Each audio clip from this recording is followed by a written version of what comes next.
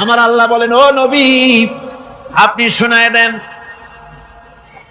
হে আল্লাহর বান্দারা, তোমরা যারা নিজেদের উপরে বাড়াবাড়ি করেছো, নিজেদের উপরে জুলুম করেছো, অত্যাচার করেছো, আমি আল্লাহর রহমত থেকে নিরাশ হয়ে যেও না।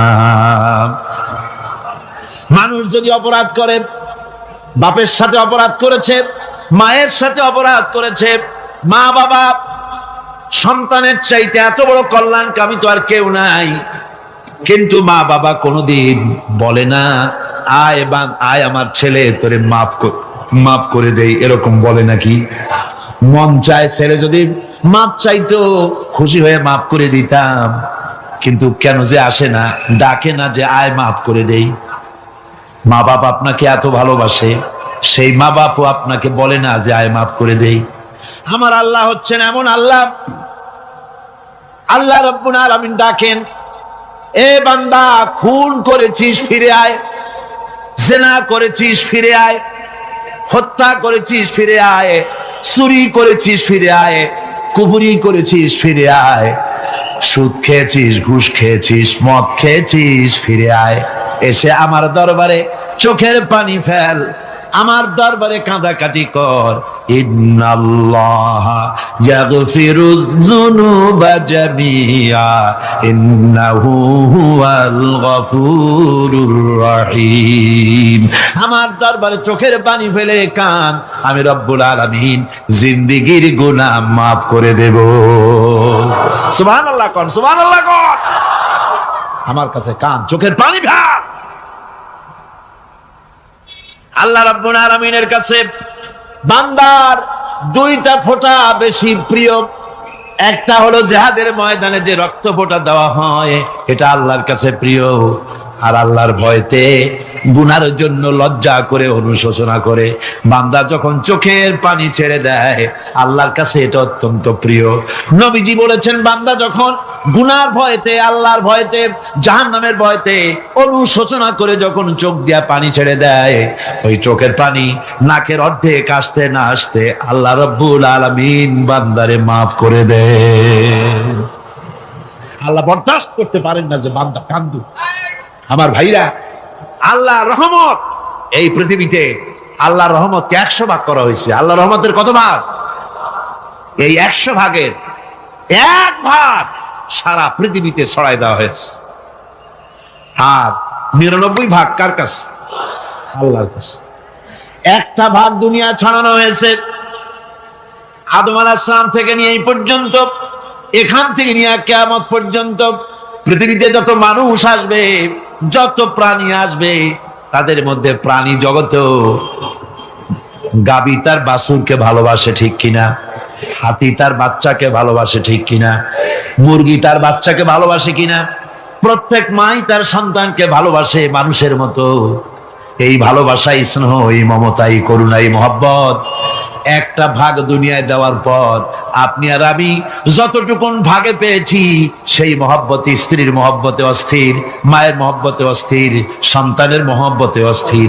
এখন চিন্তা করেন, 1টা ভাগ সারা পৃথিবীতে বিতরণ করার পর যেটুক পেয়েছি, তাতে যদি এত মহব্বত হয়, তাহলে এর 99 ভাগ মহব্বত যে আল্লাহর কাছে জমা আছে, এই বান্দার জন্য তার কত মহব্বত, এই বান্দার জন্য কত করুণা তার, কত মহব্বত তার, কত দয়া তার।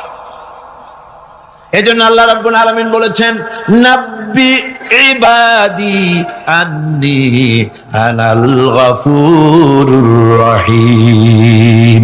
আমার নবী সুসংবাদ দিয়ে দাও, বান্দাদেরকে শোনায় দাও যে আমি আল্লাহ তাআলা ক্ষমাশীল আর দয়াবান। হুজুর কাঁদতেছিলেন, হযরত ওমর রাদিয়াল্লাহু তাআলা আনহু এসে দেখেন হুজুর একা কাঁদতেছে।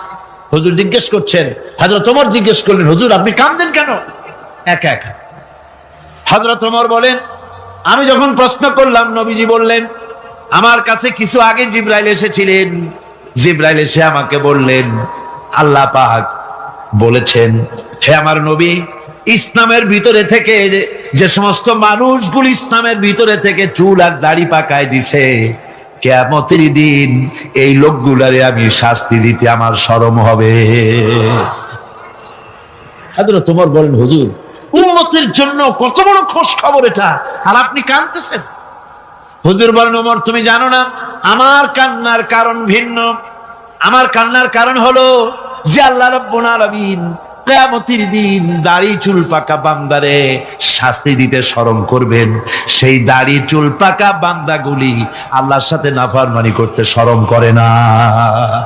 আমি এই লজ্জায় কাঁদতেছি।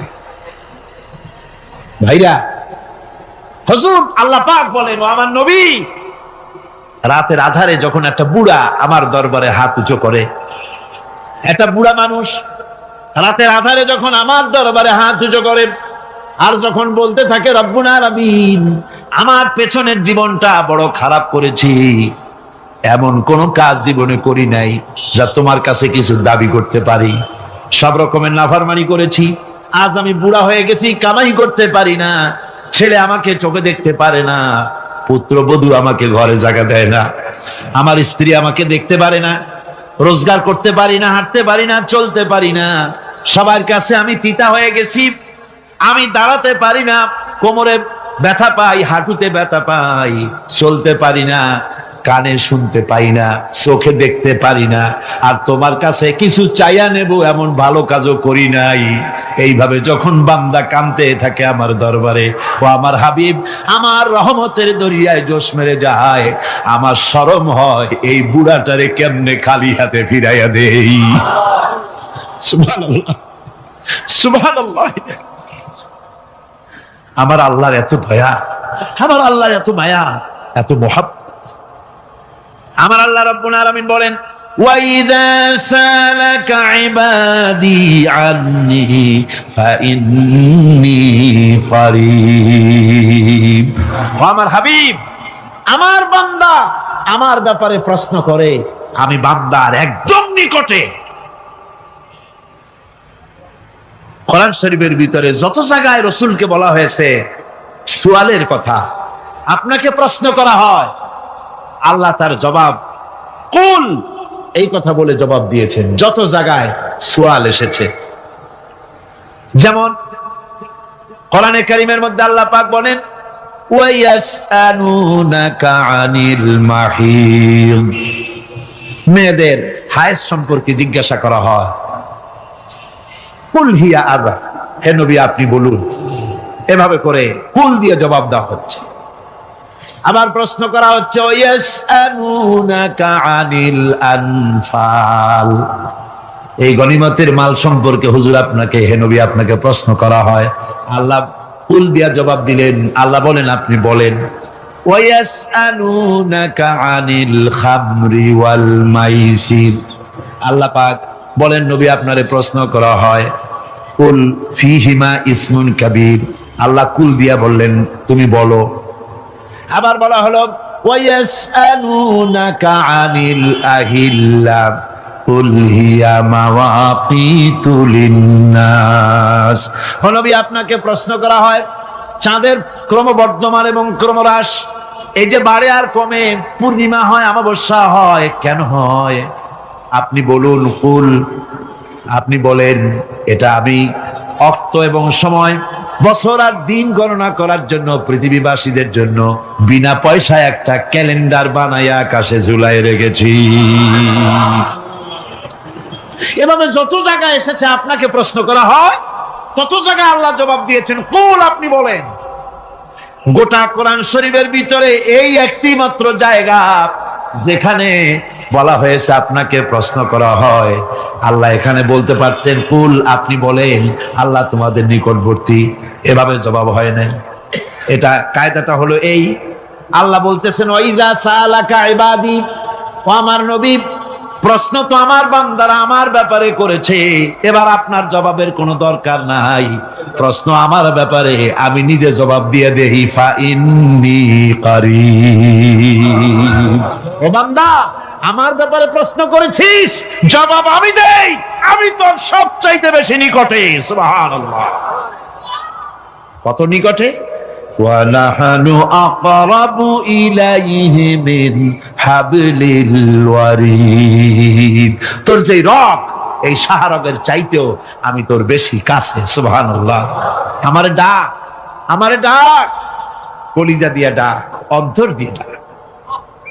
মনের থেকে মানুষ যদি ডাকে, মুখের ডাক আর মনের ডাক এক জিনিস নয়।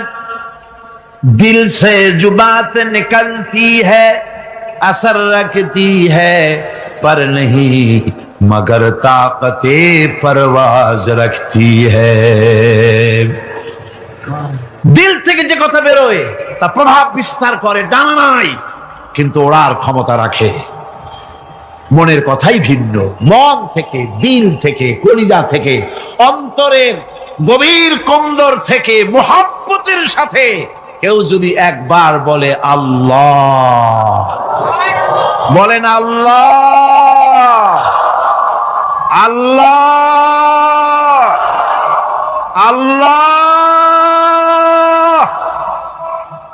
আল্লাহ রাব্বুল আলামিন বলেন, অন্তরের অন্তঃস্থল থেকে একটি বার যদি বান্দা বলেন আল্লাহ, আল্লাহ বলেন 70 বার সাড়া দিয়া জিজ্ঞেস করি, বান্দা কি চাও, আমি তোমার কাছে আসি।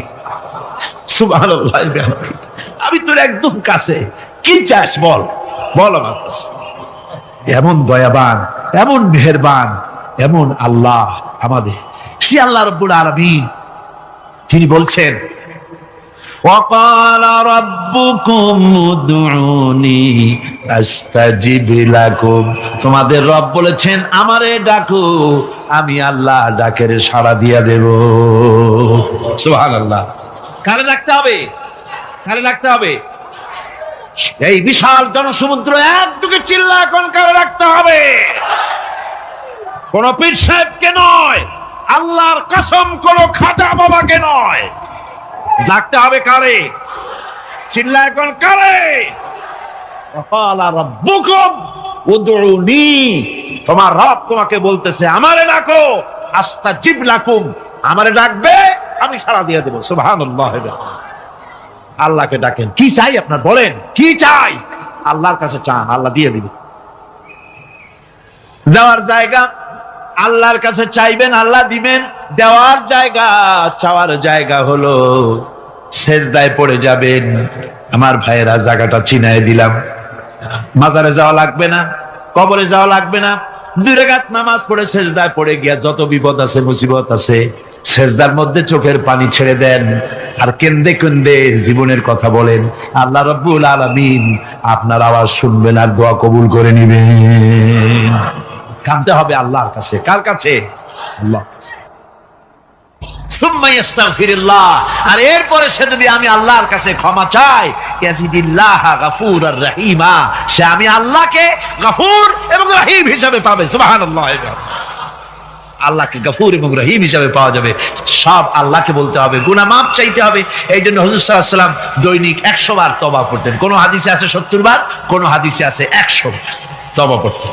নামাজের পরে তো প্রত্যেক নামাজই পড়তেন হুজুর, সালাম ফিরাতেন আর সাথে সাথে বলতেন আল্লাহু আকবার, আস্তাগফিরুল্লাহ, আস্তাগফিরুল্লাহ, আস্তাগফিরুল্লাহ। মনে থাকবে আপনাদের? মনে থাকবে? সালাম ফিরাইয়া কি বলবেন? না, সালাম ফিরাবার সাথে সাথে বলবেন আল্লাহু আকবার, তারপরে পড়বেন আস্তাগফিরুল্লাহ, আস্তাগফিরুল্লাহ, আস্তাগফিরুল্লাহ। তওবা করবেন, আল্লাহর কাছে সবসময় গুনাহ মাফ চাইতে থাকবেন, বিনীত থাকবেন। আল্লাহকে পাওয়া যাবে, তাকে রহিম হিসেবে পাওয়া যাবে। সুতরাং ঈমান বিল্লাহ, আল্লাহর প্রতি ঈমান আনলে পরে 4th নম্বরের যে উপকারটা হবে সেটা হলো হতাশায় ভুগবে না, নিরাশায় ভুগবে না, আশায় বুক বেঁধে উঠবে, ঈমান মজবুত হবে, আল্লাহর কাছে মানুষ বিনয়ী হয়ে যাবে। এবার 5ম নম্বরের উপকার আমি বলছিলাম, ঈমান বিল্লাহ, আল্লাহর প্রতি ঈমান আনলে পরে অসংখ্য উপকার হয়, অসংখ্য বৈশিষ্ট্য আছে। এর 6টা উপকারের কথা আমি বলবো। কয়টা? অসংখ্য উপকারের ভিতরে প্রধান 6টি উপকারের কথা বলবো। এর বললাম কয়টা? 4টে বলেছি। এবার বলো 5ম উপকারের কথা। আল্লাহর প্রতি আপনি পূর্ব পশ্চিমে কতবার মুখ ঘোরালেন, এটাই কিন্তু আপনার আসল সৎ কাজ নয়। আসল সৎ কাজ হলো আল্লাহর প্রতি ঈমান আনা। এই ঈমানের ব্যাপারে 3টা দিন আমরা পার করে দিলাম, এখনো কথা শেষ হয় নাই। আল্লাহর প্রতি ঈমান আনলে পরে যে উপকারটা হবে পঞ্চম নম্বরে, সেটা হলো কঠোর এবং কঠিন বিপদের ভিতরে বান্দার ভিতরে অবিচলতা এবং ধৈর্যের সৃষ্টি হয়ে যাবে। আলহামদুলিল্লাহ। কঠিন বিপদ মুসিবত আসলে পরে সে অবিচল থাকবে। সারা দুনিয়ার বিপদ আপদ, শত্রুতা, দুঃখ, কষ্ট, মুসিবত, জুলুম, নির্যাতন সবকিছু পাহাড়ের মতো উঁচু হয়ে তাকে ঘিরে ফেলবে, কিন্তু তাকে এক চুলও নাড়াতে পারবে না। আলহামদুলিল্লাহ। সারা পৃথিবী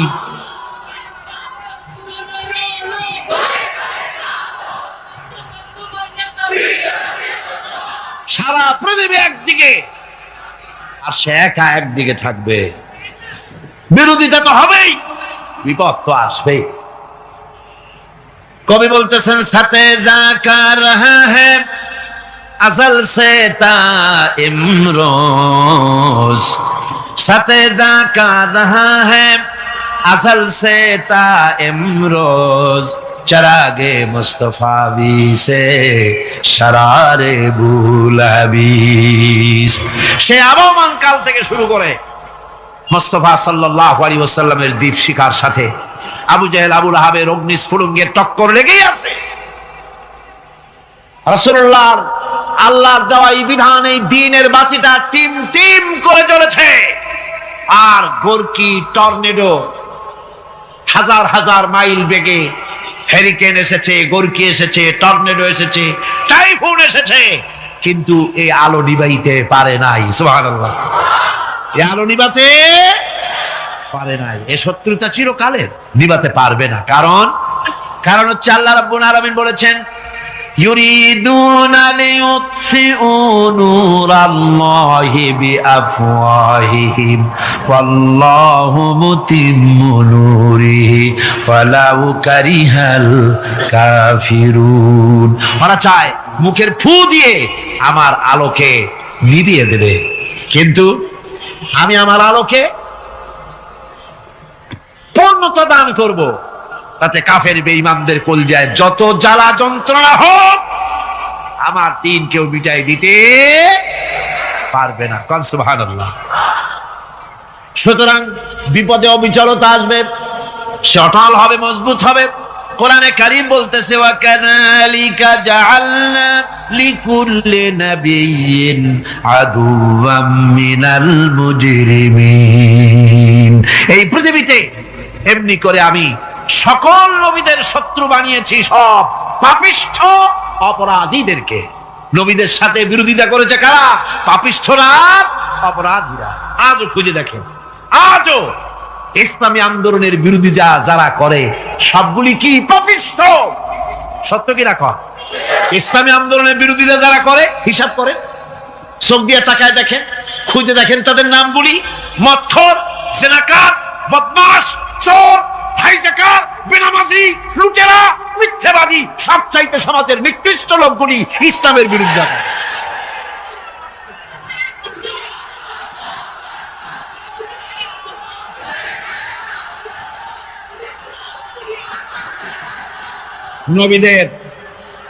নবীদের শত্রু আল্লাহ বলেন, সব যুগে নবীদের সাথে শত্রুতা করেছে পাপিষ্ঠরা। আল্লাহর কথা। কার কথা? সকল যুগে নবীদের সাথে শত্রুতা করেছে পাপিষ্ঠরা, নিকৃষ্ট ধরনের অপরাধীরা। সুতরাং নবী রাসূলদের অবস্থা যখন এই, তখন দ্বীনের দাওয়াত যারাই দেবে তাদের কিসমত এরকম হবেই। এই বাধার মোকাবেলা তাদেরও করতে হবে। এই যে বাধাটা আসে, এই যে মারে, অপরাধ কি? এই যে তারা চোর বা ডাকাত যাদের মারা হয়। আল্লাহ রাব্বুল আলামিন বলেন, অপরাধ হলো ওয়ামা নাকামু মিনহুম ইল্লা আইয়ুমিনু বিল্লাহিল আজিজিল হামিদ। অপরাধ হচ্ছে ঈমানদার লোকদের উপরে নির্যাতন চালিয়েছে, অন্য কোনো কারণে নয়। কারণ একটাই, তারা আল্লাহর জমিনে আল্লাহর দ্বীন প্রতিষ্ঠা করতে চেয়েছে, আর কোনো অপরাধ না। জমিন আল্লাহর, জমিন কার? এই বিশাল জনসমুদ্র গর্জে উঠুন একযোগে, বলুন জমিন কার? আইন চলবে কার? এখানেই সংঘর্ষ বেঁধেছে আবহমান কাল ধরে। মানুষ অত্যাচারিত হয়েছে, সাহাবায়ে কেরাম অত্যাচারিত হয়েছেন। বুখারী শরীফের হাদিসে এসেছে রাসূল করিম সাল্লাল্লাহু আলাইহি ওয়াসাল্লামের কাছে হযরতে খাব্বাব গিয়ে উপস্থিত হয়েছিলেন। হযরতে খাব্বাব বলেন, হাদিসটা এভাবে লেখা হয়েছে বুখারীতে, ওয়ান খাব্বাব বিন আরিদ রাদিয়াল্লাহু তাআলা আনহু قال شكونا إلى رسول الله صلى الله عليه وسلم وهو متوسد بردة له في ظل الكعبة। রাসূলুল্লাহর কাছে গেলাম, কাবা শরীফের কাছে গিয়া দেখি নবীজি একটা চাদর গায়ে দিয়ে তিনি আরাম ফরমাচ্ছিলেন কাবা শরীফের ছায়ায়। সেখানে গিয়ে বললাম, আলা তাস্তানসিরু লানা আলা তাদউ লানা ইয়া রাসূলুল্লাহ, হে আল্লাহর রাসূল, আপনি কি আমাদের জন্য আল্লাহর কাছে দোয়া চাইবেন না? আপনি কি আল্লাহর কাছে আমাদের জন্য সাহায্য চাইবেন না? আমাদের লোকগুলিকে, মুসলমানগুলিকে মারতে মারতে তো শেষ করে ফেলে দিল। তারা আমাদের সুমাইয়াকে মারলো, আমাদের খাব্বাবকে উটের সাথে পায়ের দড়ি লাগায় টানলো, আমাদের খোবায়েবকে তারা আগুনের উপরে চিৎ করে শোয়ায় রাখলো, না খায় রাখতেছে, মারতেছে, কষ্টে তো শেষ হয়ে গেলাম। হুজুর, আপনি কি আমাদের জন্য দোয়া করবেন না? হাদিস শরীফে এসেছে নবীজি উঠে বসলেন সোজা হয়ে।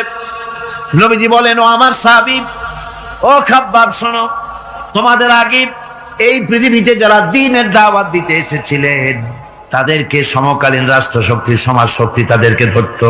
ফায়ুখাজুর রাজুলু, তাদেরকে তারা ধরতো। ফায়ুফারু লাহু ফিল আরদ, আর তার জন্য জমিনের ভিতরে কবর বানাইতো। ওই কবর ফায়ুজালু ফিহা, ওই কবরের ভিতরে তাকে কোমর পর্যন্ত গেড়ে দিত। সুম্মা ইউতা বিল মানশার, এরপরে করাত আনতো। ফায়ুদাউ আলা রাসিহি, এরপরে ওই করাত তার মাথার উপরে রাখতো। ফায়ুজালু নিসফাইন, এরপরে করাত দিয়া চিরে জীবিত মানুষটারে দ্বিখণ্ডিত করে ফেলে দিত। মা ইয়াসুদ্দুহু যালিকা আন দীনিহি, ও আমার খাব্বাব, এত কষ্ট দেওয়ার পরেও সেই যুগের কোন মুসলমানকে, দ্বীনের দায়ীদেরকে আল্লাহর দ্বীন থেকে এক চুলো তারা সরাই দিতে পারে নাই, এক চুলো সরাতে পারে নাই। ওয়াল্লাহি, ও খাব্বাব, আমি আমার আল্লাহর নামে কসম করে বলছি, লা ইউতাম্মান্নাল্লাহু হাযাল আমরা হাত্তা ইয়াসিরার রাকিবু মিন সানা ইলা হাযরামাউত। আমি কসম করে বলি, আল্লাহ রাব্বুল আলামিনের এই সানা থেকে হাজারামত পর্যন্ত লোকেরা যাতায়াত করবে, সুন্দরী রমণীরা গমন করবে, সদাগরেরা যাতায়াত করবে, টাকা নিয়া পয়সা নিয়া যাতায়াত করবে। তাদের মনের মধ্যে লুটের ভয়, টাকার ভয়, চুরির ভয়, ডাকাতির ভয়, জেনার ভয়, হত্যার ভয়, ধর্ষণের ভয়, কোনো ভয় থাকবে না। লা ইয়াখাফু ইল্লাল্লাহ, আল্লাহ ছাড়া কোনো ভয় থাকবে না। এমন একটা সমাজ, এমন একটা সময় আসবে, ওয়ালাকিন্নাকুম তাস্তাজিলুন, অথচ খুব তাড়াহুড়ো তোমরা করতেছো। তাড়াহুড়ো করো না, সময় আসবে ইনশাআল্লাহ। আমার ভাইয়েরা, আমার বন্ধুগণ, কঠিন বিপদে অবিচলতা এবং ধৈর্যের দৃষ্টান্ত রেখে গেছেন আম্বিয়া আলাইহিমুস সালাম। সুবহানাল্লাহ।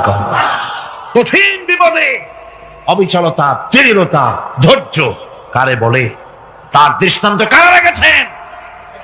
আম্বিয়া আলাইহিমুস সালাম। ওনারাই আমাদের আদর্শ, নবীরাই আদর্শ। সাহাবায়ে কেরাম রিদওয়ানুল্লাহি তাআলা আলাইহিম আজমাইন আমাদের আদর্শ। ভাইরা আমার, মুসা আলাইহিস সালামকে ফেরাউন যখন ঘিরে ফেলে দিল, কোরআনের সব কথা গল্প গুজবার ইতিহাসের জন্য লেখা হয় নাই। কোরআনের মধ্যে যা লেখা হয়েছে সব বান্দাদের উপদেশের জন্য, যাতে করে লোকেরা চিরটা কাল এর থেকে উপদেশ নিয়ে নিজেদের তৈরি করতে পারে। জোরে বলেন সুবহানাল্লাহ। মুসা আলাইহিস সালামের কথা আল্লাহ বলেন, ফেরাউন তাকে ঘিরে ফেলে দিল, পালাবার রাস্তা নাই। ফালাম্মা ترى الجمعان قال أصحاب موسى إنا لمدركون। মুসা আলাইহিস সালামের উম্মতেরা বললেন, হে মুসা, পাকড়াও হয়ে গেছি, পালাবার রাস্তা নাই। তিন দিক থেকে আমাদেরকে ঘেরাও করেছে ফেরাউনের শক্তি। সামনে কি? দরিয়া, আর তিন দিকে কি? ঘেরাও আন্দোলন। পালাবার পথ নেই, পালাবার পথ নাই। সারাশি আক্রমণ, ঘেরাও আন্দোলন। এই যে ঘেরাও টেরাও তো আজকে নতুন না, এই ঘেরাও আসছে অনেক আগের থেকে। আসলে কথা বুঝতে পেরেছি। মাইক না থাকলে আমি কি করবো কোন? আজকে এরকম হচ্ছে কেন? আগামীকাল ঠিক হবে ইনশাআল্লাহ, রাগ করেন না। গান হচ্ছে, বসেন বসেন। শয়তান ঢুকছে মাইকের মধ্যে। অনেক সময় হয় কি, মাইকের হাই পাওয়ারের যে মেশিন আছে, এর ভিতরে ইথার থেকে রেডিওর ওই গানগুলি ওর মধ্যে ঢুকে পড়ে। কথা বুঝতে পেরেছে? এই জন্য শয়তান তো আর বসে থাকে না, ওরও তো কিছু করার আছে। ধৈর্য ধরেন, ধৈর্য ধরেন। কালকে অপারেটরদেরকে মাওলানা শামসুদ্দিন সাহেবের কাছে অনুরোধ করব, অপারেটর একটু ভালো করে হেদায়েত করে দেবেন মাইকে। আজকে আমার নিজেরও কষ্ট হচ্ছে, আমিও বুঝতে পারছি না যে আমার কথাগুলি কি আওয়াজে বেরোচ্ছে, যার জন্য আমাকে বেশি চিল্লাইতে হচ্ছে। বক্তাকে কি লাউডে তার কথা বেরোচ্ছে তা তার কানে আসতে হয়, তাহলে বোঝা যায় যে আমার কথাগুলি কিভাবে বেরোচ্ছে। এটা এই অবস্থায় সিচুয়েশন আজকে নাই, এবং লোকেরাও মাইকের ব্যাপারে আজকে অভিযোগ করেছে, যা বিগত 16 বছরে করে নাই। সেটের ব্যাপারে কোথাও কোনো অসুবিধা হয়েছে? মাইকটা ভালো, এবং মাইক যারা দেন প্রতি বছর খেদমত করে, আল্লাহ তাদের প্রতি রহম করুন। সবাই বলেন আমিন। এদেরকে রাগ করে পথে পাই আবার মারধর করেন না। সিলেটের যে তাফসির মাহফিল হয়, বিগত 19 বছর তাফসির করেছি একটানা, এবার 20 বছর পুরো হবে ইনশাআল্লাহ। সিলেটে একটানা 20 বছর তাফসির করতেছি সেখানে। তো মাইক, একটা লোক বিনা পয়সায় মাইক দেয়, মাইকের ভাড়া সে নেয় না। তাফসিরে মাহফিলের মাইকের ভাড়া নেয় না। যে বছর এরশাদ সরকার আমাকে প্লেন থেকে নামতে দিল না, আপনাদের মনে আছে? সিলেট থেকে ফিরাই দিল। এই খবরটা মাইকম্যান যখন শুনেছে যে আমাকে নামতে দেয় নাই, ফিরাই দেওয়া হয়েছে, সাথে সাথে স্ট্রোক করেছে, হার্ট ফেল করে দুনিয়া থেকে বিদায় হয়ে গিয়েছে। সিলেটে তাফসির হতে পারবে না, এই কথাটা বরদাস্ত করতে পারে না। আমি কেঁদেছি আর দোয়া করেছি, আল্লাহ কোরআনের মহব্বতে লোকটার এই অবস্থা হলো, তোমার জান্নাত তুমি দয়া করে তাকে দান করে দিও। কাজে কোনো ব্যবসায়ী চায় না যে তার ব্যবসাটা খারাপ হোক, লোকেরা মন্দ বলুক। এ মাইকের ব্যাপারে আপনারা আজকে রাগারাগ করেন না, যা হয়েছে কালকে ভালো হবে ইনশাআল্লাহ। সবাই বলেন ইনশাআল্লাহ। এখন চলেন আমরা ফেরাউনের অবস্থা দেখি গিয়া কি করতেছে ফেরাউন। মুসা আলাইহিস সালামকে ঘেরাও করে ফেলেছে, পালাবার উপায় নাই। একদিকে দরিয়া, 3 দিকে ফেরাউনের শক্তি। এই যে ঘেরাও টেরাও মানে নতুন তো না, ধর্মঘট নতুন না, এ পুরানা জিনিস। এই পৃথিবীতে সর্বপ্রথম ধর্মঘট কিসের উপরে হয়েছে জানেন? এই পৃথিবীর প্রথম ধর্মঘট হয়েছে পেঁয়াজ, রসুন আর ডাইলের উপরে। মুসা আলাইহিস সালামের জামানায় লান নাসবিরা আলা তাআমিন ওয়াহিদ, আমরা এক রকমের খাদ্য আর খাবো না, আমাদের পেঁয়াজ দেওয়া লাগবে, ডাল দেওয়া লাগবে, রসুন দেওয়া লাগবে। সর্বপ্রথম ধর্মঘট হয় মুসা আলাইহিস সালামের জামানায়, সেখান থেকে শুরু হয়েছে। কিন্তু মশাল মিছিল যে আসলো কই থেকে, এইটা আমি খুঁজে পাইনি। পরে প্রত্যেকটা জিনিসের ইতিহাস আছে, আমি খুঁজতে খুঁজতে পেলাম। আমি জানি না এর ইতিহাস মূলে কোথায়, কিন্তু আমি যদ্দূর খুঁজে পাইছি সেটা হলো মশাল মিছিলের আবিষ্কার হয়েছে লঙ্কায় রাবণের সময়। হনুমানের লেজে আগুন দিয়া তারপরে লঙ্কা কাণ্ড ঘষালো, নামই আছে লঙ্কা কাণ্ড। হনুমানের লেজে আগুন দিয়ে রাবণ যে লঙ্কায় মশাল মিছিল করেছিল হনুমানদের দিয়া, ওই হনুমানের ওই সিস্টেমটা এখন আমাদের দেশে চালু আছে। এইটা আসলে কোন ভদ্রলোকের এই মিছিল হওয়া উচিত না। আগুন নিয়ে কিসের মিছিল? আগুন হলো জাহান্নামের প্রতীক। আগুন কিসের প্রতীক? জাহান্নামের প্রতীক। যদিও আমাদের উপকারে লাগে, কাজে লাগে। সুতরাং আমরা যা করব, প্রত্যেকটা জিনিসের পেছনে সুন্নতে নববীর কোনো না কিছু থাকতে হবে। কথা বুঝতে পেরেছেন? 3 দিক থেকে ঘেরাও হয়ে গেছে, পালাবার কোনো রাস্তা। হযরতে মুসা আলাইহিস সালামের কাছে উম্মতেরা বললেন, পালাবার তো কোনো পথ নাই, এখন উপায়টা কি? আমাদের তো আর উপায় নাই। মুসা আলাইহিস সালাম দেখেন বিপদে পড়ে গেছেন, কিন্তু ধৈর্য হারান নাই, ভয় পান নাই। ভয় পাইছিলেন?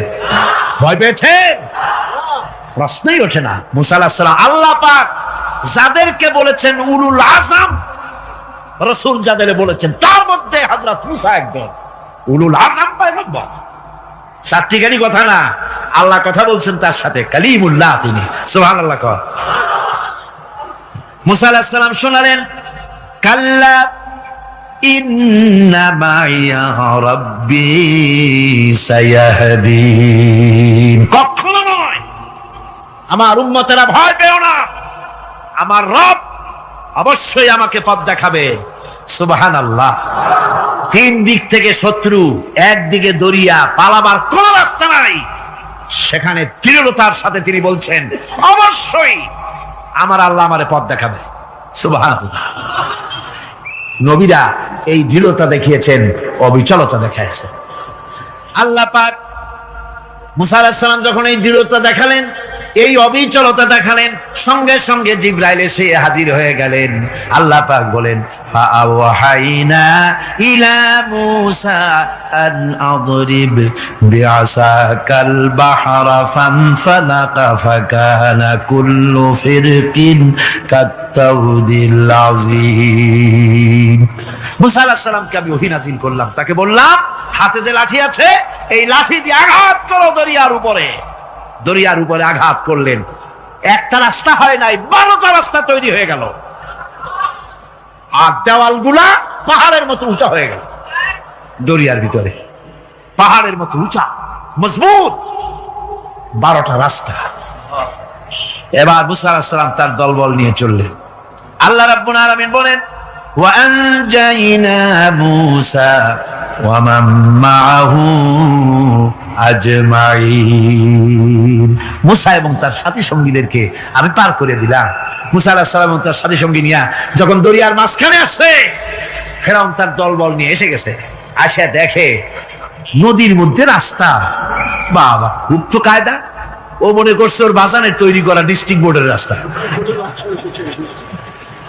ওর লোকজন নিয়ে নেমে গেছে দরিয়ার ভিতরে। ও আসছে মাঝখানে, মুসা আলাইহিস সালাম চলে গেছেন ওপার, দরিয়া পার।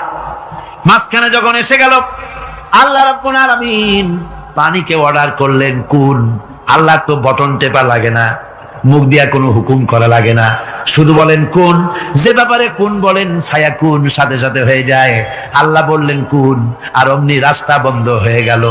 এবার তুফান শুরু হয়েছে নদীতে, ঢেউয়ের উপরে ঢেউ, মৌজুন কাল জিবাল, পাহাড়ের মতো উঁচু হয়ে হয়ে ঢেউ আসতেছে। দলবল ঘোড়া আর অস্ত্রপাতি যা ছিল সব মরিয়া শেষ। এবার ফেরাউন একা উপরে ওঠে আর নিচে নামে, পানি খেতে খেতে পেটের কাম সারা। জনমের খাওয়া খাইছে পানি, এখন জান যায়, বাঁচবার আর উপায় না, বাঁচবার আর উপায় নাই। ফেরাউন তার নিজের জীবন সম্পর্কে হতাশ হয়ে গেল। এবার ফেরাউন বলতেছে, আমানতু আন্নাহু লা ইলাহা ইল্লাল্লাযী আমানাত বিহি বানু ইসরাঈল। আমি ঈমান আনলাম, আমি ঈমান আনলাম আল্লাহ ছাড়া কোনো ইলাহা নাই। ওই আল্লাহর উপর ঈমান আনলাম যে আল্লাহর উপরে ঈমান এনেছে বনি ইসরাঈলেরা। আল্লাহ যাতে ঠিক পায় যে কোন আল্লাহর উপর ঈমান আনছে। বনি ইসরাঈলের আল্লাহর উপর ঈমান আনলাম। আল্লাহ, এই তো মুসলমান হয়ে গেছি, এরপরও আমার সুবাও কেন? আল্লাহ রাব্বুল আলামিন জবাবে বলেন, আল আন, এখন ওয়াকাদ আসাইতা ক্বাবলু ওয়া কুনতা মিনাল মুফসিদিন। এখন ঈমান আনার কথা বলছো, অথচ যুগের পর যুগ, বছরের পর বছর ধরে আমার মানুষের উপরে মন গড়া আইন চালায়েছ, আমার পয়গম্বরের সাথে বেয়াদবি করেছ। আজ তোমাকে আমি ছাড়ছি না, তোমাকে আজকে ছেড়ে দেব না, আমি তোমাকে মারব। আর সমস্ত প্রাণীগুলিকে, স্থলচর প্রাণীগুলিকে আল্লাহ পাক অর্ডার দিয়া দিলেন, এই ফেরাউনের লাশকে ডুবাবি না, পচাবি না, খাবি না। আলিয়াউমা নুনাজ্জিকা বিবাদানিক, আমি তোমার শরীরে বাঁচায় দেব। পোকে খাবে না, পানিতে পচবে না, মাছে খাবে না, কুমিরে খাবে না, দুনিয়ার কোনো পশুতে খাবে না। আমি তোরে শুটকি বানাইয়া রাখবো, যাতে করে দুনিয়ার সমস্ত ফেরাউন যত যুগে যুগে আসে তোরে দেখে যেন হেদায়েত নিতে পারে। ফেরাউনকে আল্লাহ শুটকি বানায় রাখছে। আমি ফেরাউনদের লাশ দেখেছি ব্রিটিশ মিউজিয়ামে। ফেরাউন তো একটা না, অনেকগুলা। আসলটারে অবশ্য দেখিনি। ব্রিটিশ মিউজিয়ামে ওই ফেরাউন গুলার লাশ যখন অসুবিধা হয়, মমিগুলি, তখন ইংল্যান্ডে নিয়ে যায় চিকিৎসা করাবার জন্য। চোখ টোক আছে গর্তের ভিতরে, তারপরে চামড়া টামড়া হাড়ের সাথে মিশানো, ওইভাবে চেহারা দেখলে মনে হয় যে সত্যি ফেরাউনি গুলা। আর ব্রিটিশের কাম মিশর থেকে নামছে এমন কোন জিনিস নাই। আমি সেখানে এক বক্তৃতা বলছিলাম, আপনারা এদের এখন সভ্য, এদের এখন ভদ্র, এরা হলো ইন্টারন্যাশনাল চোর। ওরা সারা দুনিয়া চুরি করেছে। লন্ডনে বক্তৃতা করেছি, সারাটা দুনিয়া চুরি করছে, আমাদের দেশকে শোষণ করেছে। এই বিশাল ভূভাগকে শোষণ করে ইংল্যান্ডের দ্বীপটাকে তারা সাজাইছে। তারা ময়ূর সিংহাসনের, শাহজাহানের ময়ূর সিংহাসনের ময়ূরের বাম চোখে কোহিনূর মণি লাগাইছিলেন। শাহজাহান ময়ূরের ডান চোখে কোহিনূর মণি লাগায় নাই। কোহিনূর মণির অনেক দাম, আমি দেখে এসেছি মণি। এখন সেটা কুইন এলিজাবেথের মুকুটের শোভা পাচ্ছে। সেই মণি এমনি বলে প্রবাদে 7 রাজার ধন 1 মাণিক্য, বলেন এরকম, অনেক দাম।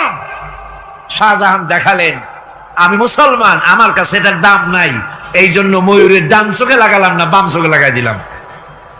এইটারে চুরি করছে। তারপরে মিশর থেকে, মিশরের মমি চুরি করেছে, জুতা চুরি করছে, ছাতি চুরি করছে, পিসা চুরি করেছে। আমি বললাম এগুলা কি ভদ্রলোক নাকি? এরা জুতা চোর, পিসা চোর, লাঠি চোর, সব চুরি করছে। যাই দেখেন ব্রিটিশ মিউজিয়ামের মধ্যে সব দুনিয়ার চুরি করা জিনিস নিয়ে তারা মানুষকে দেখাইয়া পয়সা অর্জন করছে। টিপু সুলতানের তরবারিটা পর্যন্ত চুরি করেছে। আজ পর্যন্ত ব্রিটিশ মিউজিয়ামে টিপু সুলতানের তরবারিটা আছে, আমি তরবারিটা দেখে এসেছি। আমার বন্ধুগণ, বলতেছিলাম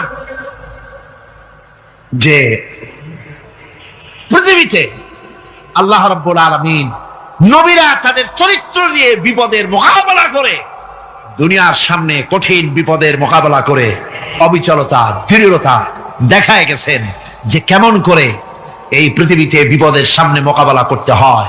ধৈর্য ধরতে হবে। বিপদ আসবে পাহাড় সমান হয়ে, আপনাকে ধৈর্য ধারণ করতে হবে সেভাবে বুক বেঁধে। যেহেতু এটা যদি বিশ্বাস হয় যে আমার কিসমতে যা আছে তার থেকে বেশি কিছু হবে না, তাহলেই আপনার ধৈর্য আসবে, ভয় পাবেন না। কথা ঠিক কিনা কন? এবারে হযরত হুদ আলাইহিস সালাম সম্পর্কে আল্লাহ রাব্বুল আলামিন বলেন, হযরতে হুদকে যখন ষড়যন্ত্র হলো, কাফির বেঈমানেরা তাকে মেরে ফেলার জন্য যখন সরকারি ষড়যন্ত্রে লিপ্ত হয়ে গেল, হযরতে হুদ সমাজের এই চ্যালেঞ্জের মোকাবেলা করলেন। হযরত হুদ বলেন, ফাকিদুনি জামিআন সুম্মা লা তুনজিরুন ইন্নী তাওয়াক্কালতু আলাল্লাহি রাব্বি ওয়া রাব্বিকুম। আমি, তোমরা তোমাদের ষড়যন্ত্র আমার বিরুদ্ধে যত পারো আমার বিরুদ্ধে ষড়যন্ত্র চালাও, এতটুকুন আমার অবকাশ দিও না। আমি এমন আল্লাহর উপরে ভরসা করেছি যার হাতের ভিতরে তোমাদেরও জান আর আমারও জান। যা পারো তাই করো। সরকার, সমস্ত শক্তি একত্রিত হয়ে আমার মোকাবেলা করো। একদিকে হুদ আলাইহিস সালাম, আর একদিকে গোটা জাতি। হযরত হুদ ভয় পায় নাই। সুবহানাল্লাহ খান। ঈমান বিল্লাহ মানুষের কলিজাকে এভাবে শক্ত করে দেয়। কোন আলহামদুলিল্লাহ। এবারে এই বিপদের, কঠিন বিপদের মোকাবেলা করে আমার রাসূল যে প্রমাণ দিয়া গেলেন, আমার রাসূল যে কঠিন বিপদের মোকাবেলা করলেন, ভাইয়ের আমার, হিজরতের রাতে সওর পাহাড়ের ভিতরে যখন তিনি আশ্রয় নিলেন, হযরতে আবু বকরের সাথে ছিলেন। হযরতে আবু বকর রাদিয়াল্লাহু তাআলা আনহু বলেন, হুজুর আপনি দাঁড়ান, এটা তো পাহাড়িয়া গুহা, গুহার ভিতরে সাপ থাকতে পারে, বিচ্ছু থাকতে পারে, আমি আগে ঢুকি, বিপদ যদি হয় আমার উপর থেকে হয়ে যাক। গুহার ভিতরে নেমে গুহা সাফ করলেন। এরপরে হুজুরকে ডাকলেন, হুজুর তাশরীফ নিলেন গুহার ভিতরে। এরপরে হুজুর বললেন, আবু বকর, পাহাড়ে হেঁটে হেঁটে 2-3টা পাহাড় পাড়ি দিয়া যাওয়া লাগে সোর পাহাড়ে। মদিনার সোজা রাস্তা হুজুর ধরেন নাই, মেসফালার পথ দিয়া জাবালে খেদোয়ার উপর দিয়া 3টা পাহাড় পাড়ি দিয়া তারপরে হুজুর গেলেন সোর পাহাড়ে। গুহার ভিতরে হুজুর তাশরীফ নিলেন। বললেন, আবু বকর, তুমি বসো, তোমার উরুর উপরে মাথা রেখে আমি একটু আরাম করি। হযরতে আবু বকর বসলেন, হুজুর তার উরুর উপরে মাথা রেখে ঘুমায় গেলেন। আর এরপরে কাফির বেঈমানেরা তালাশ করতে করতে কাফেরেরা এসে গেল পায়ের চিহ্ন দেখে দেখে গর্তের কাছে। হযরত আবু বকর ভয়তে কেঁদে ফেললেন, আহারে, আর তো উপায় নাই, এবার তো ধরা পড়ে গেছি, এবার নবীজিকে মেরে ফেলে দেবে। নবীর মহব্বতে, নিজের মহব্বতে নয়, নবীর মহব্বতে কাঁদতেছিলেন। হুজুর বলেন, হুজুরের ঘুম ভেঙে গেল। বলো, আবু বকর কাঁদো কেন? ছেলের কথা, মেয়ের কথা, বিবির কথা, বাড়ির কথা মনে পড়লো নাকি? হযরত আবু বকর বলেন, ইয়া রাসূলুল্লাহ, আল্লাহর কসম করে বলি, যেদিন ঈমান এনেছি এই কলিজার ভিতরে মা বাপ, স্ত্রী, পুত্র, পরিজন, এমনকি আমার নিজের জীবনের চাইতে আপনারে বেশি ভালোবাসি। তা কাঁদো কেন? কাঁদো কেন? হযরত আবু বকর বলেন, হুজুর ধরা পড়ে গেছি, কাফেররা এসে গেছে গর্তের কাছে, তাকালি আমাদের দেখতে পাবে, আমরা তো মাইনরিটি, ওরা তো মেজরিটি, আমরা তো ধরি মারি ফেলাই দেবে, আপনাকে মেরে ফেলে দেবে, এই জন্য কাঁদি। আল্লাহ রাব্বুল আলামিন, হুজুর তখন কি দৃঢ়তা, কি অবিচলতা, কি ধৈর্যের পাহাড় সম মনোবৃত্তি তখন দেখালেন। আল্লাহ কোরআন শরীফে চিরকাল যাতে মানুষেরা হেদায়েত নিতে পারে সেজন্য হুজুরের কথা উঠায় দিলেন কোরআনে। আল্লাহ পাক বলেন, ইযহুমা ফিল গার ইয ইয়াকুলু লিসাহিবিহি লা তাহজান ইন্নাল্লাহা মা'ানা। ও বন্ধু, ভয় পেও না, আল্লাহ আমাদের সাথে আছেন। সুবহানাল্লাহ। আল্লাহ আমাদের সাথে আছেন, আমরা মাইনরিটি নই, আমরা মেজরিটি। আল্লাহ আছে আমার সাথে, ভয় পাওয়ার কোনো কারণ নেই। সুবহানাল্লাহ। আল্লাহ পাক বলেন, ফাআনসালাল্লাহু সাকিনাতাহু আলাইহি ওয়া আইয়াদাহু বিজুনুদিন লাম তারাওহা। আমি এদের অন্তরের ভিতরে আমি শান্তি নাজিল করে দিলাম, প্রশান্তি দিয়া দিলাম, আর আমি সাহায্য করলাম, আর এমন সব সৈন্য পাঠায় দিলাম যে সৈন্যগুলি তোমরা দেখতে পাও নাই। সুবহানাল্লাহ ওয়া বিহামদিহি। ভাইরা আমার, রাসূল করিম সাল্লাল্লাহু আলাইহি সাল্লাম এই বিপদের মাঝে, চরম বিপদের মাঝে অবিচলতা, দৃঢ়তা, কঠিন আত্মনির্ভরতা দেখিয়েছেন। এগুলি হলো ঈমানের 5 নম্বরের উপকারিতা। আল্লাহর প্রতি ঈমান আনলে এভাবে পাহাড় সম ঈমান মজবুত হয়ে যায়। জেলের পরোয়া করি না, ফাঁসির পরোয়া করি না, শহীদ হওয়ার পরোয়া করি না, মেরে ফেলে দেবে, উড়ায় দেবে, হত্যা করবে, পরোয়া করি না। পরোয়া করি কেবলমাত্র কাকে? জনে বলেন কারে? এইরকম মুসলমান হাজার হাজার লাখ লাখ দরকার নাই, 313 জন যথেষ্ট। কয়জন যথেষ্ট? 313 জন যথেষ্ট। বদরে যারা জান দিয়ে, মাল দিয়ে দ্বীনকে প্রতিষ্ঠিত করেছিলেন, এরকম 313 জনই যথেষ্ট ছিল। এই দৃঢ়তা, এই অবিচলতা, এই ঈমান, এই ধৈর্য শিক্ষা দেয়, এই উপকার করে ঈমান বিল্লাহ। আল্লাহর প্রতি ঈমান আনলে এভাবে পাহাড়ের মতো শক্ত হয়ে যায় কলিজা। কোন আলহামদুলিল্লাহ। আমার বন্ধুগণ, এবার আমি বলবো সর্বশেষ উপকারের কথাটা বলি, মোনাজাত ছেড়ে দেব। কয়টার কথা বলছিলাম? উপকার 6টা। 6টা উপকারের কথা বলেছি। অনেকগুলি বৈশিষ্ট্য, অনেকগুলি উপকারের মধ্যে আল্লাহর প্রতি ঈমানের 6টা উপকারের কথা 5টা বলা হয়ে গেছে। এবার 6ষ্ঠ নম্বর এবং শেষ নম্বর, এটা হচ্ছে আল্লাহর প্রতি ঈমান আনলে পরে তার দ্বারা সবচাইতে বেশি ফায়দা পায় সমাজ এবং রাষ্ট্র। কোন আলহামদুলিল্লাহ। কোন আলহামদুলিল্লাহ। আল্লাহর প্রতি ঈমানের দ্বারা নৈতিক সংশোধন হয় এবং রাষ্ট্র আর সমাজ সবচাইতে বেশি উপকৃত হয়। কারণ হলো ঈমানদার ব্যক্তি আল্লাহর প্রতি যে ঈমান এনেছে তার মনের মধ্যে ধারণা এটা হয়, আমার কোনো কাজ তো গোপন থাকে না। ইন্নাল্লাহা লা ইয়াখফা আলাইহি শাইউন ফিল আরদি ওয়ালা ফিস সামা। আল্লাহর কাছে গোপন বলতে কিছু নাই, আকাশেও নাই, জমিনেও নাই, কোনো কিছু গোপন নাই। সুতরাং আমি যা করি সব আল্লাহ দেখেন এবং শোনেন। এমনকি মানুষ যে কল্পনা করে সে কল্পনাও আল্লাহ টের পায় না, নাকি টের পায় কিনা? وَإِن تُبْدُوا مِنْ أَنفُسِكُمْ أَوْ تُخْفُوهُ يُحَاسِبْكُم بِهِ اللَّهُ। মনের ভিতরে যে কল্পনা করো, আল্লাহ পাক বলেন এই কল্পনারও হিসাব আমি রব্বুল আলামিন তোমার কাছ থেকে নেব। ফায়ুআযযিবু মান ইয়াশাউ, যারে খুশি শাস্তি দেব আর যারে খুশি আমি maaf করে দেব। জোরে বলেন সুবহানাল্লাহ। ফায়াগফিরু লিমান ইয়াশা ওয়া ইউআযযিবু মান ইয়াশা, যারে খুশি maaf করব, যারে খুশি শাস্তি দেব, কল্পনারও হিসাব নেব। এই কথা মুমিনের যদি জানা থাকে তাহলে আর তার কোনো চিন্তা থাকে না, তার নৈতিক চরিত্র ভালো হয়ে যায়। কোন সুবহানাল্লাহ। আমার বন্ধুগণ, ইমানদার লোক, আল্লাহর প্রতি ইমান আসলে পরে সমাজ উপকৃত হয়, রাষ্ট্র উপকৃত হয়ে যায়। যেহেতু বান্দা জানে আমি দায়িত্বহীন কোনো কথা বলতে পারবো না, দায়িত্বহীন কোনো কাজ করতে পারবো না। আল্লাহ পাক বলেছেন, মা ইয়ালফিযু মিন কাউলিন ইল্লা লাদাইহি রাকীবুন আতীদ। বান্দা এমন কোনো কথা বলে না যে কথা আমার ফেরেশতারা রেকর্ড করে না রাখে। কাজী মুমিন ব্যক্তি আল্লাহর ভয়তে দায়িত্বহীন কথা বলবে না। নির্বাচন আসলে পরে রাস্তা সোনা দিয়ে বান্দায় দেব, এই করব সেই করব, না খাইয়া কেউ মরবেন না। আসে না নির্বাচনের সময় সেরাগালি বদনারা মঞ্চে দাঁড়িয়ে কত বড় বক্তৃতা করে, ভাইয়ের আমার, বোনের আমার, এবার আমার বোতল মার্কা বাক্স, আপনারা আমাকে ভোট দিয়ে দেশ এবং জাতির আরেকবার 12:30 বাজাইবার সুযোগ দিন। এবার ক্ষমতায় গেলে কেউ না খাইয়া মরবেন না, কিন্তু কি খাইয়া মরবে তাও বলেন।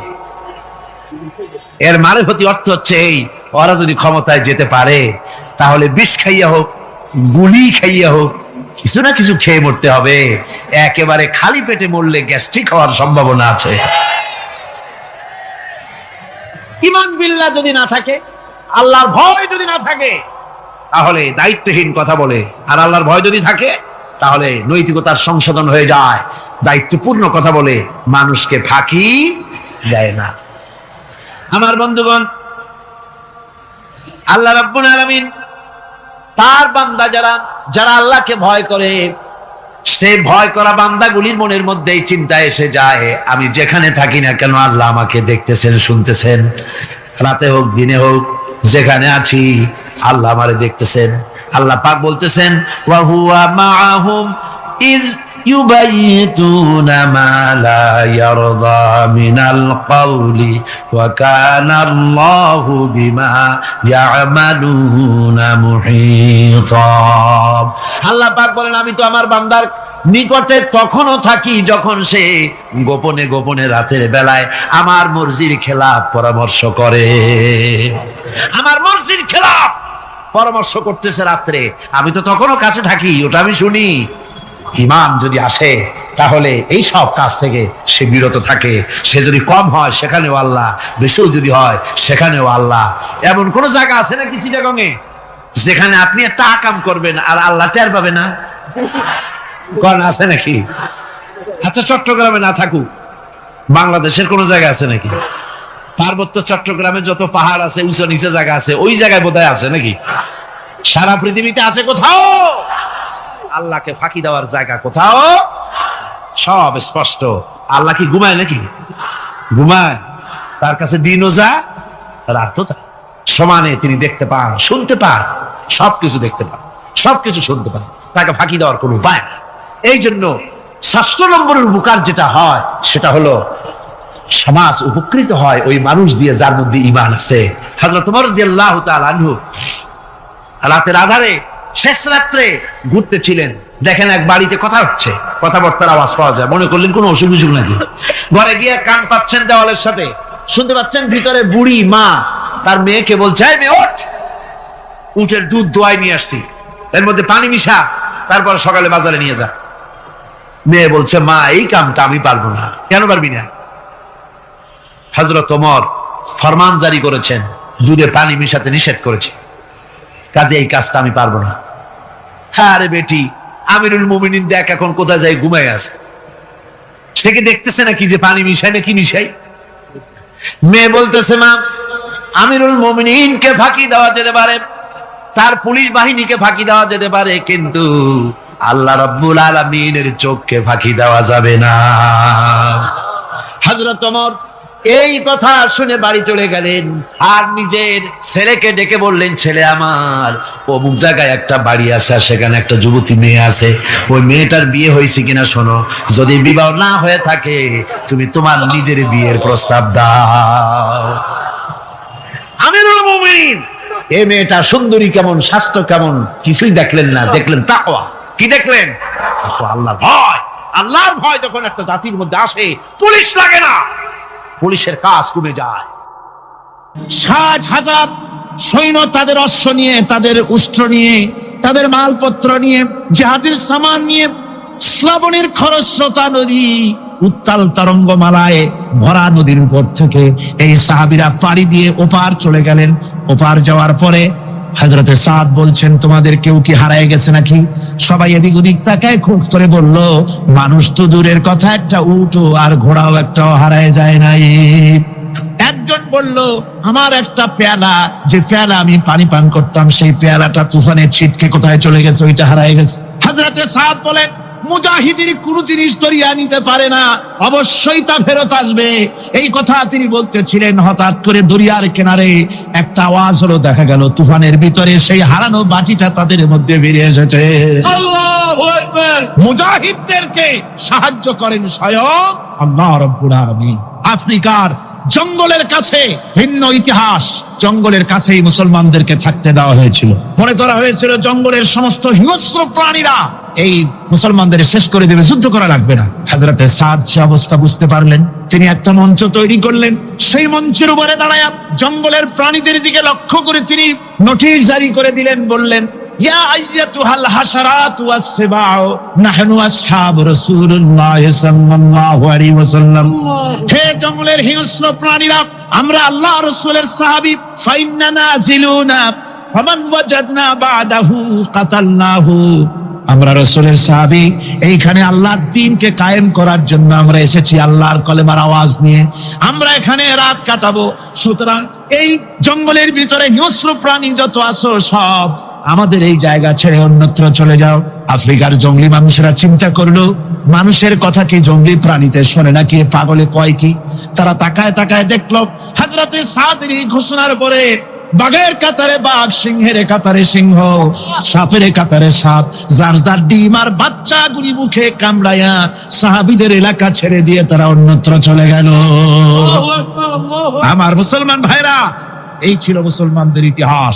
দিন প্রতিষ্ঠা করার কাজে মুসলমান এগোলে আল্লাহই মদদ করেন। কে মদদ করেন? এই অপরাধে বেলালকে তারা মেরেছে, তাকে ভাইরা ওরা হযরতে খাব্বাবকে বেঁধেছে, ওটির সাথে বেঁধে চতুর্দিক থেকে তীর নিক্ষেপ করছে, তরবারি মারতেছে, শরীরের গোশত সুবহানাল্লাহ পড়ে।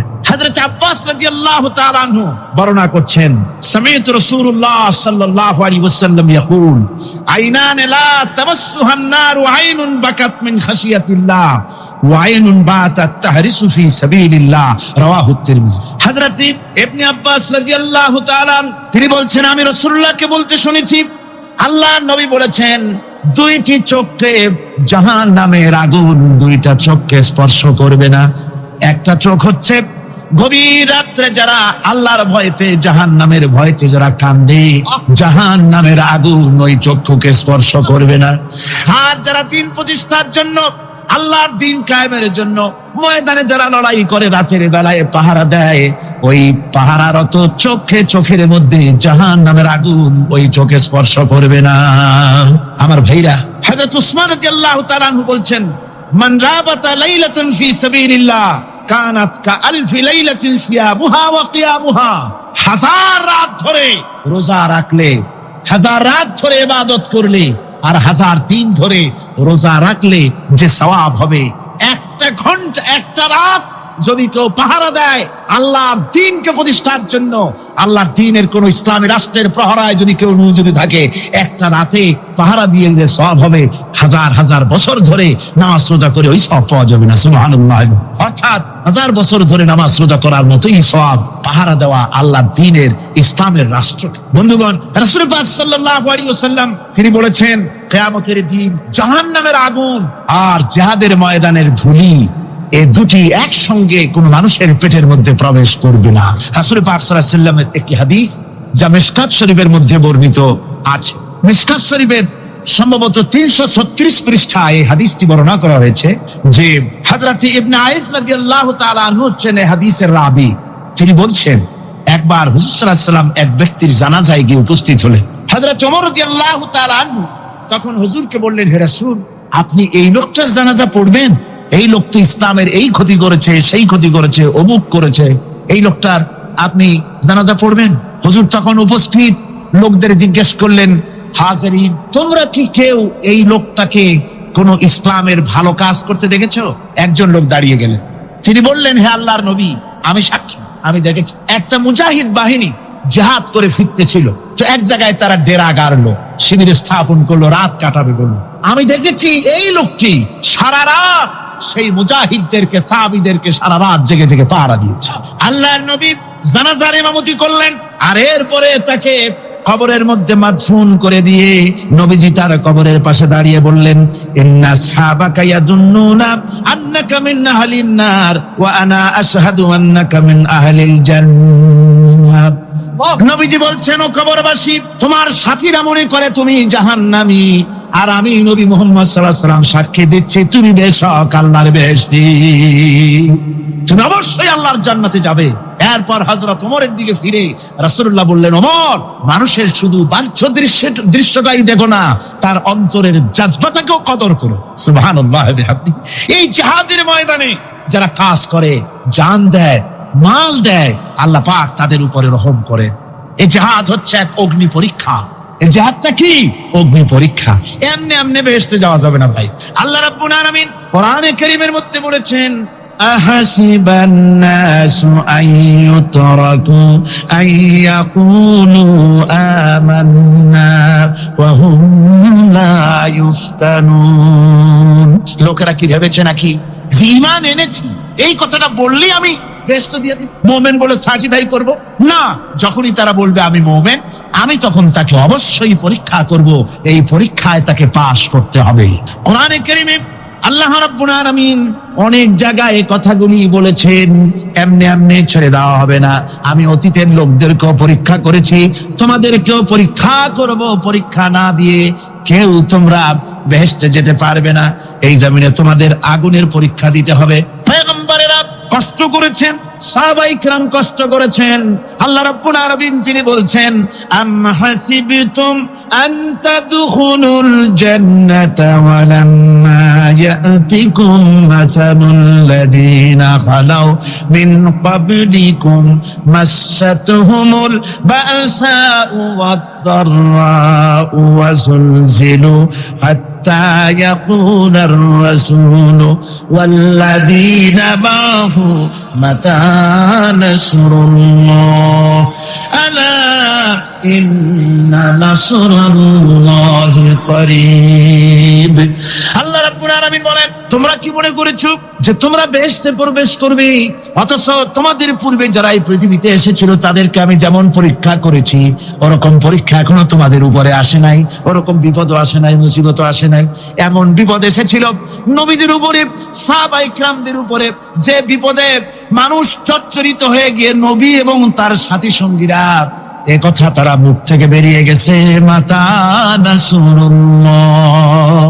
আয় আল্লাহ, তোমার মদদ কখন আসবে? তোমার মদদ কখন আসবে? মার খেতে খেতে তো শেষ হয়ে গেলাম। এইভাবে যখন মার আসে চতুর্দিক থেকে, আর মুমিনেরা ময়দানে পা জমায় টিকে থাকে দিন প্রতিষ্ঠার জন্য, আল্লাহ তখন খুশি হয়ে এক সময় ঘোষণা করে দিবেন, আলা ইন্না নাসরাল্লাহি করিব। আর দেরি নাই, আমার মদদ, আমার সাহায্য তোমাদের জন্য অবধারিত। সুবহানাল্লাহ। আমার ভাইরা, বিষয়টা সহজ নয়। শুধু দুইটা সেজদা দিয়া, শুধু তাহাজ্জুদের কিছু নামাজ পড়িয়া আল্লাহর জান্নাতে যাওয়া এত সহজ নয়, রাস্তা খুব কঠিন, রাস্তা খুব।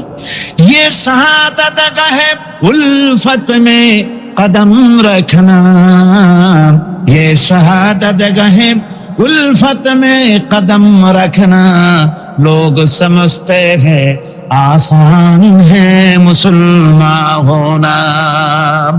এটা হলো শাহাদাতের উত্তপ্ত ময়দানে পা রাখা। লোকেরা মনে করে ইসলাম গ্রহণ করা, মুসলমান হওয়া বুঝি বড় সহজ ব্যাপার। এত সহজ না। আমরা হানফি মাসলাকের লোক, ইমাম আবু হানিফার মাসলাক অনুযায়ী চলি। আমরা মনে করি বেহেশতে এমনি যাব, কিন্তু আমাদের ইমাম সাহেব কি করছেন ওই ইতিহাস আমাদের জানান। খাজা বাবার মহব্বতে অস্থির। রজব মাস আসলে পরে বড় বড় ডেক্সি চড়ায়, সেই ডেক্সির উপরে লাল শালু বিছায়, তারপরে টাকা পয়সা রোজগার বহুত করে। আসলে তো খাজা না, আসলে হচ্ছে ইয়া খাজা কুস্তু আজা, পেট তো ভরে যায়। পেট ভরার জন্য পয়সা করে ইনকাম করা। খাজার লা ইলাহা ইল্লাল্লাহ এই চিশতিয়া তরিকার জিকির গ্রহণ করা হয়েছে, কিন্তু চিশতিয়া তরিকা যে আরেকটা আছে, কারাগার পর্বতে পৃথিবীরাজের সঙ্গে লড়াই করা, সেইটার কাছে নেই আমরা। সেটা ইমাম আবু হানিফা শুধু মাস্তাই বলেন নাই, দিন প্রতিষ্ঠার জন্য রক্ত দিয়েছে, ঠিক কিনা? 8 বছর, 8টি বছর পর্যন্ত কারারুদ্ধ ছিলেন। তাকে জিজ্ঞেস করা হয়েছে, ইমাম সাহেব জেলের মধ্যে তো আছেন, কষ্ট হয়? ইমাম সাহেব বলেছেন, না কষ্ট হয় না, তবে মাঝে মাঝে একটু কষ্ট হয় মনে। 2-4 মাস পর পর আমার বুড়ি মাকে এনে হাজির করা হয় জেলখানার মধ্যে, আর আমার মায়ের সামনে আমাকে পেটানো হয়, যেন মা আমাকে বলে যে এদের সাথে একমত হয়ে যা, সেই জন্য পেটানো হয়। আমার মা আমার মায়ের দেখে, আর মায়ের চোখ থেকে পানি পড়তে থাকে, তখন আমার মনে বড় কষ্ট লাগে। তবে আলহামদুলিল্লাহ মা আমার এমন, আমার মার দেখেন আর হজম করেন। সর্বশেষ যে ব্যক্তি জাহান্নাম থেকে মুক্তি লাভ করবে, তাকে আল্লাহ পাক বলবেন, ফেরেশতাদেরকে বলবেন, আমার ফেরেশতারা আমার এই বান্দাকে জান্নাত এবং জাহান্নামের মাঝখানে রেখে দাও। জান্নাত এবং জাহান্নামের মাঝখানে লোকটি যখন থাকার জায়গা পাবে, সে জান্নাতের দিকে তাকায়া দেখবে আর কাঁদতে থাকবে। আল্লাহ পাক জিজ্ঞেস করবেন, বান্দারে যুগের পর যুগ ধরে জাহান্নামে কেঁদেছো, আমি রব্বুল আলামিন জাহান্নাম মাফ করে দিয়া জান্নাত জাহান্নামের মাঝখানে রেখে দিয়েছি, আযাব থেকে তো বেঁচে গেছো, এখন কান্দো কেন? লোকটি বলবে, রব্বুল আলামিন কান্দি এই কারণে, জাহান্নাম থেকে মাফ করেছো, তোমার শুকরিয়া আদায় করি। জান্নাত তো আমার কপালে নাই, কিসমতে নাই, কিন্তু জান্নাত আমি এখান থেকে দেখতে পাচ্ছি, জান্নাতের সুঘ্রাণ আমার নাকে আসতেছে, কপালে নাই যাওয়ার। আমি কাঁদি এই জন্য, তুমি যদি মেহেরবানি করে আমাকে জান্নাতের দরজার কাছে একটু দাঁড় করায় দিতা, প্রাণ ভরে তোমার জান্নাতের দৃশ্যটা একটু দেখতা। আল্লাহ পাক তার আরজি পূরণ করবেন, বলবেন যাও, ফেরেশতাদের বলবেন এর জান্নাতের দরজার কাছে দাঁড় করায় দাও। জান্নাতের দরজার কাছে দাঁড়িয়ে লোকটি আবার কান্না শুরু করবে। আল্লাহ পাক প্রশ্ন করবেন, এবার কান্দো কেন? লোকটি বলবে, রব্বুল আলামিন কান্দি এই কারণে, জান্নাতের এই দরজায় দাঁড়াইয়া জান্নাতের অফুরন্ত নেয়ামত কিছুই ভালো করে দেখা যায় না, শুধু অল্প জায়গা দেখি। যদি তুমি আমারে দয়া করে জান্নাতের মাঝখানে দাঁড় করায় দিতা, চতুর্দিকে তাকায়া তাকায়া দেখা কলিজারে ঠান্ডা বানাইতাম। তবে আমি ওয়াদা করি, জান্নাতের কোনো নাজ নেয়ামত, কোনো ফল আমি খাবো না, ধরবো না, সইব না। একটুখানি মেহেরবানি করে মাঝখানে দাঁড় করাইয়া দাও, জান্নারে ঠান্ডা করি। আল্লাহ রব্বুল আলামিন ফেরেশতাদের বলবেন, আমার এই বান্দারে জান্নাতের মাঝখানে দাঁড় করাইয়া দে। আল্লাহর নবী বলেন, জান্নাতের মাঝখানে দাঁড়িয়ে লোকটি আগের চাইতে আরো জোরে চিৎকার মেরে কাঁদতে থাকবে। আল্লাহ পাক বলবেন, বান্দারে কি হলো তোর?